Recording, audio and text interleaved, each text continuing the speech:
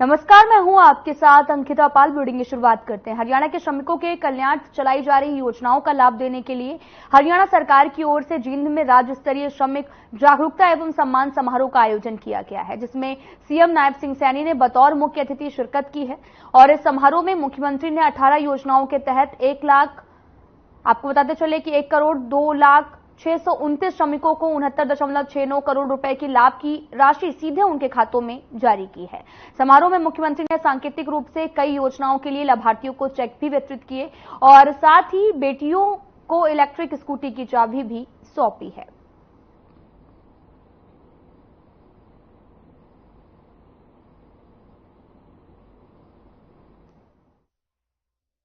काफी लंबे समय के बाद आज आप लोगों के दर्शन करने का अवसर मिला है। मैं देख रहा था जो योजनाएं हमने चालू की थी, यो योजनाओं का लाभ भी मिल रहा है, नहीं मिल रहा। मैंने पिछले दिनों बैठ करके रिव्यू किया। ये जब आदरणीय नरेंद्र मोदी जी ने, आदरणीय मनोहर लाल जी ने, आदरणीय जगत प्रकाश नड्डा जी ने, आदरणीय अमित शाह जी ने जब मेरे को जिम्मेवारी दी, तो मैंने अधिकारियों के साथ बैठ करके चंडीगढ़ के अंदर मैंने रिव्यू किया भी कितना लाभ श्रमिकों को मिल रहा है, मैं जानना चाहता हूं। और जब मैं देख रहा था कि एक बहुत बड़ी लंबी लिस्ट थी, और जब मैंने देखा कि इसकी गति बढ़नी चाहिए, हमारे जो श्रमिक भाई बहन हैं जिनको योजना के साथ जोड़ करके सरकार ने लाभ पहुंचाने का निर्णय किया है, उन तक वो लाभ पहुंचना चाहिए। और मैंने कहा कि लिस्ट बना लो, जितने भी हमारे श्रमिक भाई बहनों के बेनिफिट रुके हुए हैं, एक क्लिक के अंदर मैं जब जींद के अंदर जाऊंगा उनके खाते के अंदर चले जाने चाहिए।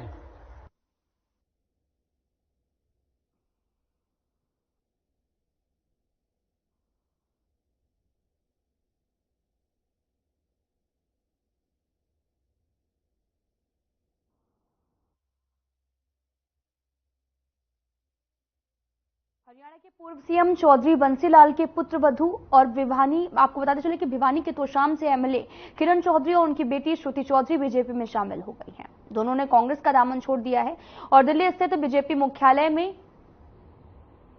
पहुंचकर पार्टी की सदस्यता ली है। श्रुति और किरण चौधरी को केंद्रीय मंत्री मनोहर लाल ने बीजेपी में ज्वाइन कराया। इस दौरान हरियाणा के सीएम नायब सिंह सैनी भी बीजेपी मुख्यालय में मौजूद रहे। बीजेपी में शामिल होने पर पूर्व कांग्रेस नेता किरण चौधरी ने कहा कि ये फैसला उन्होंने अपने नेतृत्व और प्रधानमंत्री जिन्होंने विकसित भारत का संकल्प रखा है, उनके प्रेरित होकर लिया है। पीएम मोदी ने देश हित के लिए जो कार्य किए हैं, उसी के कारण तीसरी बार दिल्ली में बीजेपी की सरकार बनी है।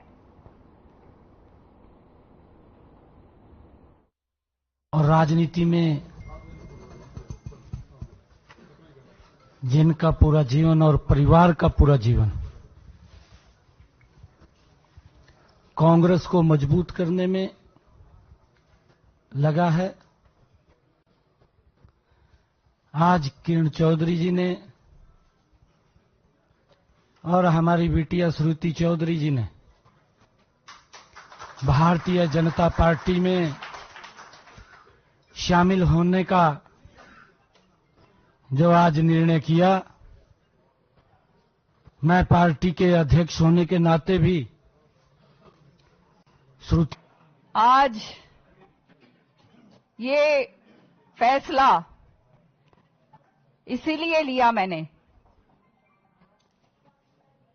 प्रेरित होकर हमारा ये जो नेतृत्व बैठा है इनसे और हमारे माननीय प्रधानमंत्री जी जिन्होंने विकसित भारत का एक संकल्प रखा है, और ये विकसित भारत का संकल्प जो उन्होंने करा है 2047 तक का, ये आने वाले समय में मुझे पूर्ण विश्वास है कि हिंदुस्तान जो है वो विश्व के अंदर सबसे आगे बढ़कर चमकेगा।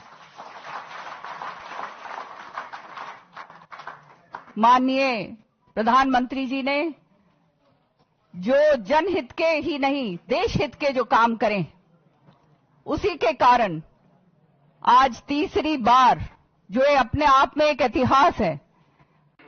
तो इसलिए आज इस अवसर पर मैं प्रदेश की पूर्व मंत्री और दिल्ली सरकार में पूर्व डिप्टी स्पीकर, इनका पार्टी की ओर से, हरियाणा की ओर से दिल से हार्दिक स्वागत करता हूं कि इन्होंने बड़े परिवार में अपने आप को शामिल किया है। और इसी प्रकार हमारी बेटी श्रुति चौधरी, पूर्व सांसद, इन्होंने भी आज पार्टी ज्वाइन की है। और संयोग ऐसा है कि हमारे सुरेंद्र नागर जी जो सह प्रभारी और श्रुति चौधरी एक ही समय में लोकसभा में मेंबर पार्लियामेंट ये थे। तो इसलिए इन सब बातों को ध्यान में रखते हुए मुझे लगता है कि भारतीय जनता पार्टी का एक ठीक प्लेटफॉर्म इनको मिला है। मैं विश्वास दिलाता हूं कि यहां नए पुराने का विषय नहीं होता। जब भी जो इस समुद्र में आके मिलता है वो समुद्र का हो जाता है। हम सबका बराबर सम्मान करते हैं। इनकी योग्यता और इनके वरिष्ठता के हिसाब से पार्टी में भी पूरा इनका सम्मान रहेगा। और आगे प्रदेश के हित में, देश के हित में जो जो काम पार्टी अपेक्षा करेगी, मैं जरूर एक प्रकार से भरोसा करता हूं कि उस काम में लगेंगे। पुनः आपका बहुत बहुत स्वागत, बहुत बहुत धन्यवाद। किरण चौधरी के कांग्रेस से इस्तीफा देने और बीजेपी में शामिल होने पर सीएम नायब सिंह सैनी का बयान भी सामने आया है।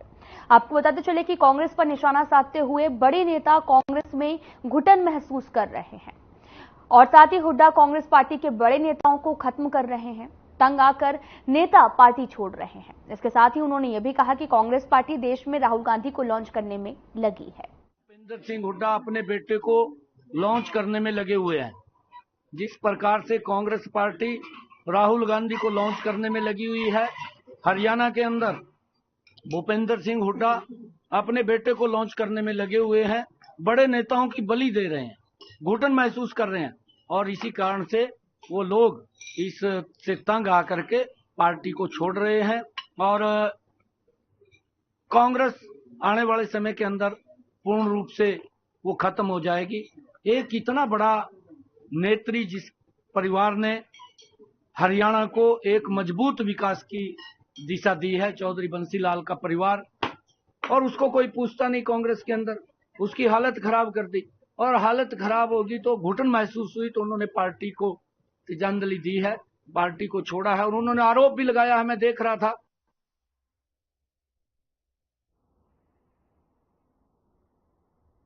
हरियाणा में मची सियासी हलचल के बीच कांग्रेस के सीनियर लीडर और विधायक किरण चौधरी ने बेटी श्रुति चौधरी के साथ में कांग्रेस पार्टी को अलविदा कह दिया है और दोनों ही बीजेपी में शामिल हो गई हैं। आपको बताते चले कि किरण चौधरी की कांग्रेस से इस्तीफा को लेकर अब हरियाणा के पूर्व गृह मंत्री अनिल विज की भी प्रतिक्रिया सामने आई है। इस पर अनिल विज ने भी हैरानी भरे अंदाज में कहा कि किरण चौधरी ने कांग्रेस छोड़ दी, इसका मतलब कि SRK ग्रुप टूट गया है। ये बहुत अच्छी बात है।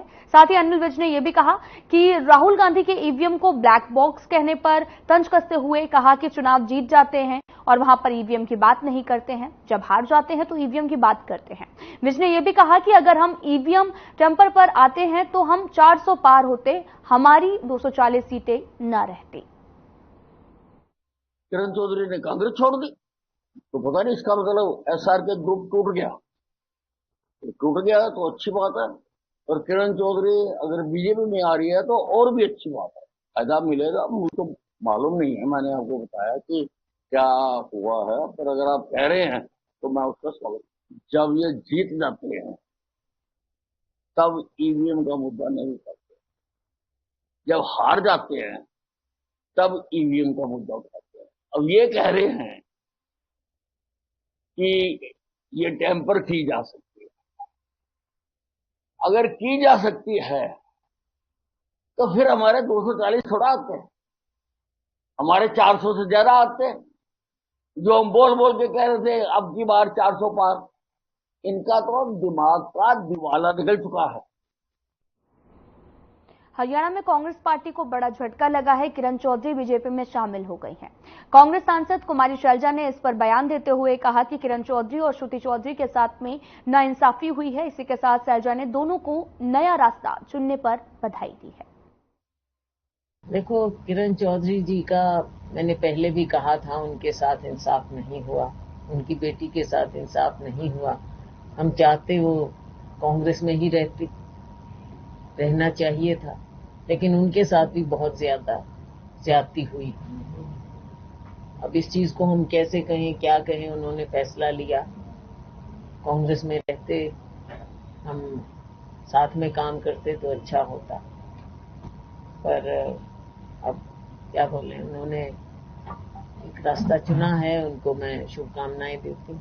देखो, जहां तक कि जो वीरेंद्र सिंह की बात है, वो वापस आए हैं, हमें खुशी है। इंसाफ उनके साथ भी नहीं हुआ, किरण जी के साथ इंसाफ नहीं हुआ, कितनों के साथ ऐसा हुआ इन्होंने देखा। लेकिन देखो, पार्टी तभी मजबूत होती है जब साथ मिलकर। खबर पलवल से है, जहां पर नागरिक अस्पताल मरीजों को मिलने वाली सुविधा न होने के कारण अस्पताल में इलाज करवाने आए मरीजों को काफी दिक्कतों का सामना करना पड़ रहा है। आपको बताते चलें कि लोगों को समस्याओं से दो चार होना पड़ रहा। सुविधाओं के अभाव के कारण मरीजों को काफी निराशा जो है वो भी हो रही है, और साथ ही पिछले लंबे समय से ऑपरेशन थिएटर में एसी खराब होने के कारण मरीजों के ऑपरेशन नहीं हो पा रहे। मरीजों का भी कहना है कि सुविधाओं की कमी के कारण उन्हें कई घंटे इंतजार करना पड़ रहा है। काफी लंबे समय का इंतजार के बाद भी जब मरीज का नंबर आता है, या तो लाइट चली जाती है या फिर अंदर उपकरण खराब हो जाते हैं, जिन्हें अगली बार आने के लिए कहा जाता है। वहीं स्वास्थ्य विभाग के महानिदेशक के निरीक्षण के बावजूद भी स्वास्थ्य विभाग के अधिकारियों की लापरवाही के चलते अभी तक मरीजों की सुविधाओं में कोई भी इजाफा नहीं हो पाया है।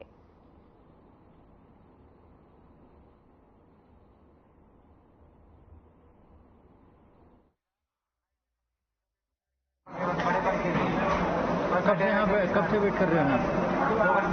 2 घंटे हो गए। इसी से शिकायत की है? छोटे काम के लिए इसमें लाइन में लग रहा है। किस काम के लिए आए हो? तो अभी तो हुआ नहीं क्या? क्या कह रहे हैं?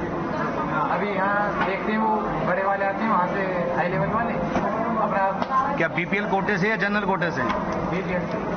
आप यहाँ एक्सरे कराने आए हो, यहाँ सुविधाएं हैं? एसी लगा हुआ है, गर्मी की वजह से बचाव, कोई भी सुविधा नहीं है। सरकार तो कहती है कि एसी लगवा रखे हैं, पंखे लगवा रखे हैं। तो कितनी देर होगी आपको यहाँ खड़े हुए? इसमें पिछले 3 साल से ये खराब पड़ा। विंडो एसी सर्विस हो गई थी, इसके 2 बार गैस मिली थी और कंप्रेसर भी डला था, लेकिन वो समझिए चला ही नहीं, वही पड़ा था सर। और ये अंदर कितने समय से खराब है? पिछले 3 साल से। तो आपने कोई शिकायत दर्ज नहीं कराई? डिमांड दी थी, लिखित में भी दी थी, लेकिन कोई कार्रवाई नहीं होती। कहते करा देंगे चल रहा है। लेकिन बताया तो ये जाता है कि हर बार जिसके मेंटेनेंस के चार्ज दिए जाते हैं। ये हमें वो ऊपर वाला बताएगा या इसमें साहब बताएगा। तो अब इसकी शिकायत आप दे चुके हैं पहले? डिमांड दी थी, डिमांड पर साइन नहीं करे साहब ने, लेकिन वो साहब ने ये कह दिया था। आप सिविल अस्पताल में आए हैं, यहाँ पंखे वगैरह हैं नहीं? कुछ नहीं है। कितनी देर होगी आप यहाँ पर आए? 9 बजे से आए। कोई सुविधाएं यहाँ पे नहीं, सरकार की तरफ से मिलती है? नहीं, गर्मी में ऐसे ही खड़े हैं। ऐसे ही खड़े हैं। तो किसी से शिकायत करी कि यहाँ पे ये हालात है, ना पंखे हैं ना एसी है? नहीं, किससे करें अब इसका? कोई नहीं सुनता। तो कोई सुनवाई नहीं होती है? लाइन इतनी लंबी होती है, अपना ही पता है, बहुत भारी है। तो दवाइयाँ वगैरह भी मिल पा रही हैं? कई सालों बाद पड़ी ऐसी भीषण गर्मी ने पिछले कई सालों के रिकॉर्ड को तोड़ दिया है। लोग गर्मी से त्राहिमाम कर रहे हैं। हरियाणा के परिवहन मंत्री असीम गोयल ने भी बसों में यात्रियों को ठंडे पानी की वितरण के लिए सभी जीएम को आदेश भी जारी कर दिए हैं, और सभी बसों में लोगों को बसों में ही ठंडे पानी की सुविधा मिलने लगी है, जिसका लोगों ने भरपूर स्वागत किया है। इस सुविधा से जहां पर बस ड्राइवर को कई बार सवारी के कहने से पीने के पानी के लिए बस रोकनी पड़ती थी, वहीं यात्रियों को भी कई बार महंगी पानी की बोतल खरीदनी पड़ती है। इससे भी अब छुटकारा मिला है। गाड़ियों में कैंपर रखे जाएंगे पानी की सुविधा के लिए, और आज सवेरे बहुत कैंपर रखे हैं। हर गाड़ी को कैंपर देके भेज रहे हैं। सुविधाएं इनमें सवारियों को मिलेगी पीने का? हाँ जी, पूरी सुविधा मिलेगी पानी पीने के लिए। अगर पानी खत्म हो जाता है फिर बीच में क्या सर? या तो फिर अपना कहीं से भरवाना पड़ेगा, या वैसा सिंपल पानी भी भर सकते हैं। जब कैंपर है अपने पास तो इसमें वैसा पानी भी भर सकते हैं। तो क्या मानते हैं इस योजना को? बढ़िया, बहुत बढ़िया जी। और ये सब डिपो नारायणगढ़ की गाड़ी है जो आज से इसमें पानी की सुविधा शुरू की है सरकार ने। और आज हमें सुबह वहाँ यार्ड मास्टर से कैंपर मिल गया जो यात्रियों के लिए मुफ्त सुविधा है। खत्म होगा पानी तो फिर कैसे भरेंगे? रास्ते में से कहीं अरेंज करेंगे या किसी बस अड्डे से ले लेंगे, दोबारा से इसको फिर भर लेंगे। बिल्कुल है जी, जो है 20-30 रुपए की पानी की बोतल। मुझे बहुत अच्छा लग रहा है कि यहाँ गर्मी में बहुत व्यवस्था की जा रही है कि बहुत लोग किसी को बात पैसे की दिक्कत होती है और कैंप लगा होता है यार बस में, किसी भी बच्चे को दिक्कत ना, लेडीज को किसी को भी पानी की प्रॉब्लम ना हो। बहुत अच्छा है, सरकार बहुत अच्छा आगे बढ़ती है। चलो ठीक है, बहुत बढ़िया है, फैसिलिटी है, जनता को सुनते हैं। बस स्टैंडों पर भी वो वाटर कूलर रखना चाहिए सरकार को, बहुत अच्छा काम है सरकार के, पब्लिक के लिए बहुत बढ़िया काम है। मुझे बहुत अच्छा लग रहा है कि यहाँ गर्मी में बहुत व्यवस्था की जा रही है कि बहुत लोग किसी को बात पैसे की दिक्कत। पानी बहुत अच्छी स्कीम सरकार ने दिया, इसका व्यवस्था बहुत बढ़िया है। गर्मी की राहत के लिए यात्री को बस में बहुत अच्छा। झज्जर जिला के पुलिस उपायुक्त डॉक्टर अर्पित जैन के कुशल मार्गदर्शन में CIA-2 बहादुरगढ़ की टीम ने, आपको बताते चले कि भैंस चोर गिरोह के 3 आरोपियों को गिरफ्तार करने में सफलता हासिल की है। इन आरोपियों से पूछताछ में हरियाणा के 2 अलग अलग जिलों में भैंस चोरी की थी। 30 से अधिक वारदातों का खुलासा भी हुआ है। अकेले झज्जर जिले में इन आरोपियों ने चोरी की 22 वारदातों को अंजाम दिया। इनमें से एक आरोपी 5000 रुपए का इनामी बदमाश है और इस मामले में ACP शमशेर सिंह ने भी इसकी जानकारी दी है। आरोपियों ने रोहतक, सोनीपत, झज्जर और पानीपत से चोरी की वारदातों का भी खुलासा किया है।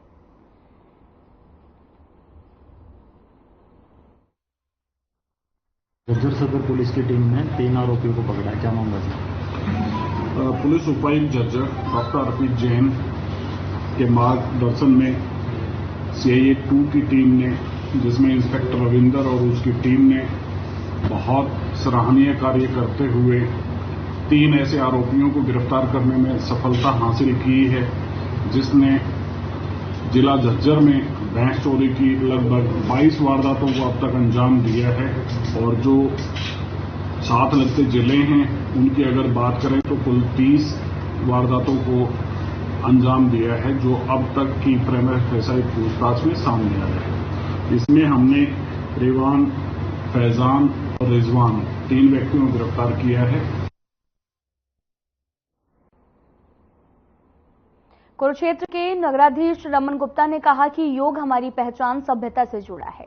योग करके हम मानसिक, शारीरिक रूप से मजबूत रह सकते हैं।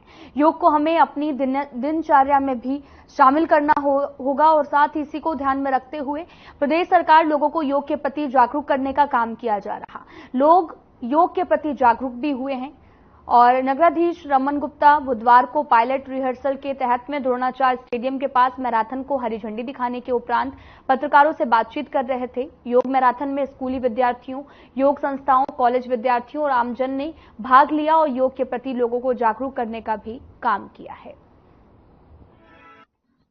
योग दिवस के मौके पर यहाँ पे हमने योगा मैराथन का आयोजन किया है, जिसमें हमारे 200 से भी ज्यादा प्रतिभागियों ने यहाँ से दौड़ लगाई है, जो ब्रह्म सरोवर पुरुषोत्तमपुरा बाग तक है, जहाँ पर 21 जून को अंतिम फंक्शन का समारोह है। तो इसलिए प्रतिभागियों को रवाना किया गया, जो अबाउट आधे घंटे तक 30 मिनट तक पुरुषोत्तम बाग तक पहुंचेंगे।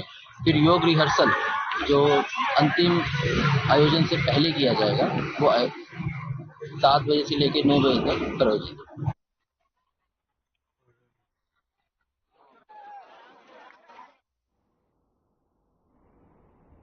पिछले साल आई बाढ़ के कारण हुए लोगों के नुकसान से सरकार ने सबक ले लिया है। इसी कारण से अंबाला में हर छोटे बड़े नाले की सफाई का काम जोरों से चल रहा है।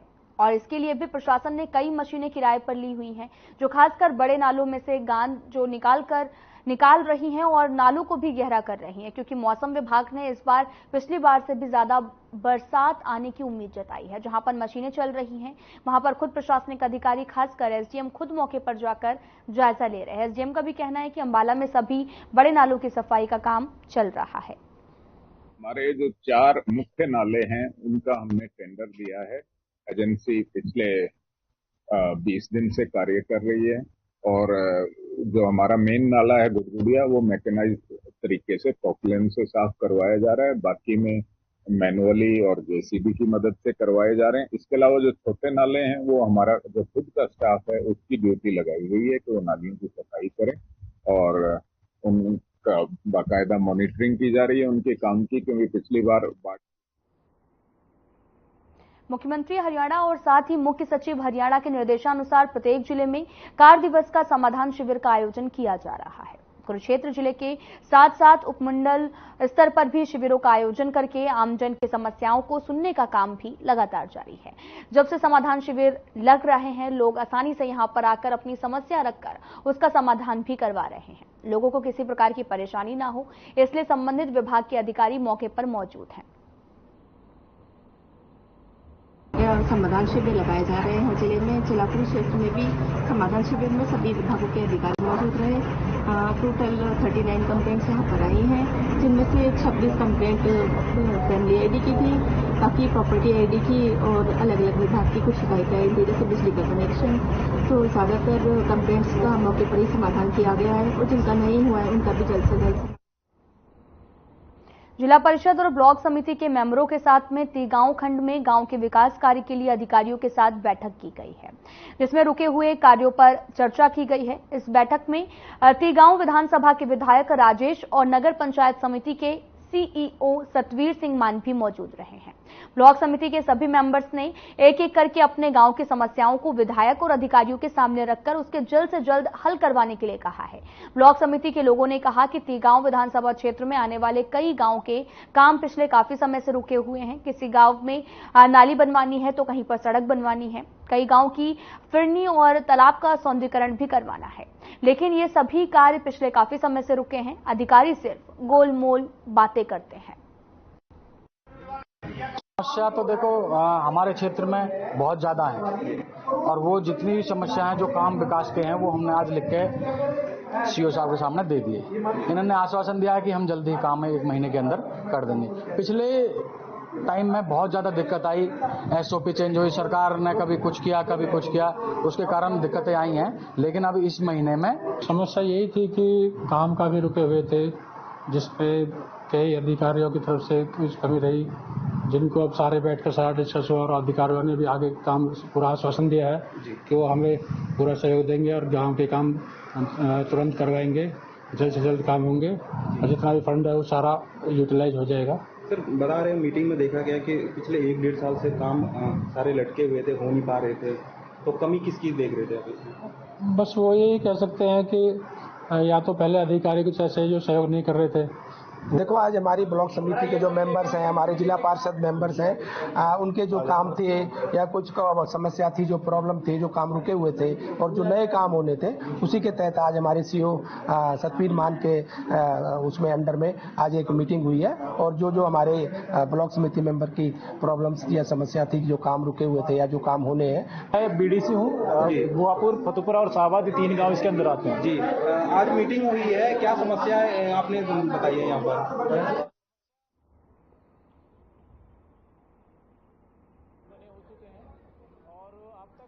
चरखी दादरी में आम आदमी पार्टी कार्यकर्ताओं ने आज नीट पेपर धांधली सहित कई मुद्दों को लेकर रोष भी जताया और प्रदर्शन करते हुए लघु सचिवालय में एसडीएम नवीन कुमार को ज्ञापन सौंपा है।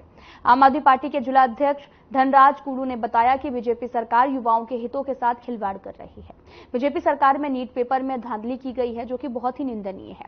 धनराज कुडू ने यह भी कहा कि आम आदमी पार्टी सभी वर्गों का समान विकास चाहती है। बीजेपी सरकार युवाओं को रोजगार देने में नाकाम साबित हुई है। बीजेपी सरकार ने बेरोजगारी को बढ़ावा दिया है।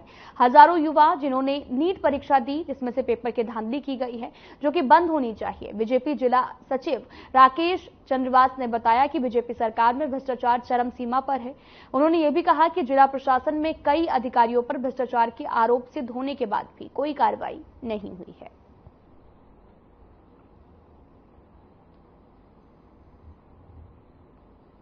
फिलहाल में इतना ही। नमस्कार।